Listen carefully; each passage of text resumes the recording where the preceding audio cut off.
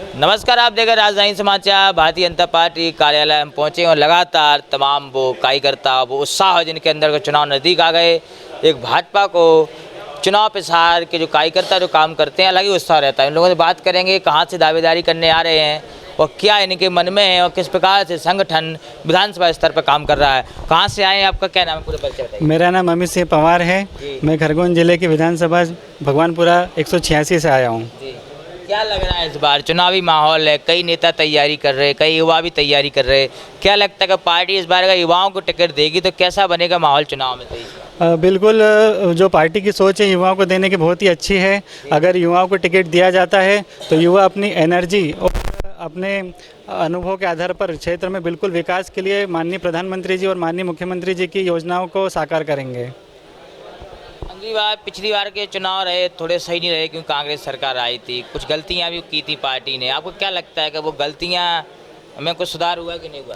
बिल्कुल, उन गलतियों पे बहुत कुछ सुधार हो गया है। भारतीय जनता पार्टी निरंतर एक विकासशील पार्टी रही है जो निरंतर अपनी गलतियों को सुधार कर आगे निरंतर हमेशा पथ पर बढ़ती रही है। तो इस बार भी भारतीय जनता पार्टी की पूरी तैयारी है। हमारी विधानसभा के हर मतदाता भारतीय जनता पार्टी के साथ में है और उसको पूरा बहुमत से जिताने के लिए पूरी कोशिश करेंगे। आपकी भी दावेदारी है भगवानपुरा विधानसभा से, क्या जनता क्या चाह रही, क्या दावेदारी? जनता ये चाह रही है कि इस बार हमारे क्षेत्र से कोई युवा उम्मीदवारी होना चाहिए। और जो जैसे मेरा अगर देखा जाए तो मैं प्रशासनिक उसमें रहा हूँ, सेवा में, प्रशासनिक सेवा से त्यागपत्र देके मैं इस फील्ड में आया हूँ। तो क्या क्या क्या दायित्व था आपके साथ? मैं राजस्व विभाग में स्टेनो टू कलेक्टर था और अभी वहाँ से त्यागपत्र देकर सिविल सेवा की तैयारी भी कर चुका हूँ भारतीय प्रशासनिक सेवा के लिए। तो कहीं ना कहीं वो अनुभव और प्रशासनिक अनुभव मुझे अपने विधानसभा में काम करने में बहुत मदद देगा। तमाम वो लोग हैं शासकीय कर्मचारी रहे लेकिन पार्टी की विचारधारा और नीति रीति देखकर भाजपा ज्वाइन की है। कुछ युवा एक साथी हमारे साथ हो रहे हैं। क्या है स्थिति भगवानपुरा विधानसभा का, क्या माहौल है, जनता क्या चाह रही? जनता को ये चाहिए कि अभी नए युवक चाहिए और जनता में अभी ये रोष है कि अभी जब नए युवक आएगा तो नई ऊर्जा के साथ में क्षेत्र का विकास करेगा। और जनजाति पूरा क्षेत्र है भगवानपुरा विधानसभा, वहाँ पे आज के दौर में जो मांग है क्षेत्र की वो युवा है और युवा को ही मौका मिलना चाहिए।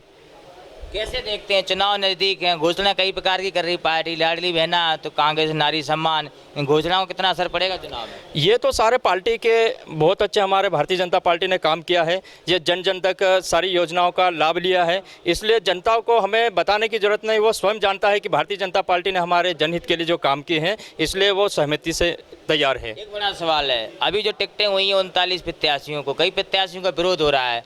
आप कैसे देखते हैं कि विरोध जिस प्रकार से इतना 2018 में हुआ जितना 2023 में हो रहा है?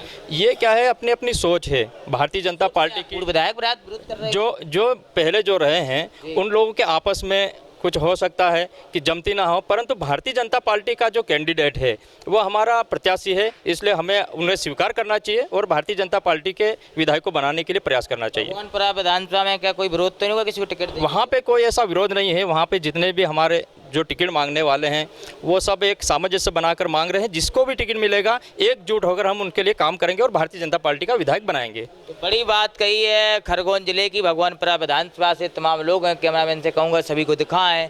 एक ही इनकी बात कहना है कि टिकट किसी को भी मिले लेकिन एक झंडे के नीचे होकर पार्टी का सभी नेता और कार्यकर्ता काम करेंगे। जुड़े हमारे साथ भाजपा कार्यालय भोपाल।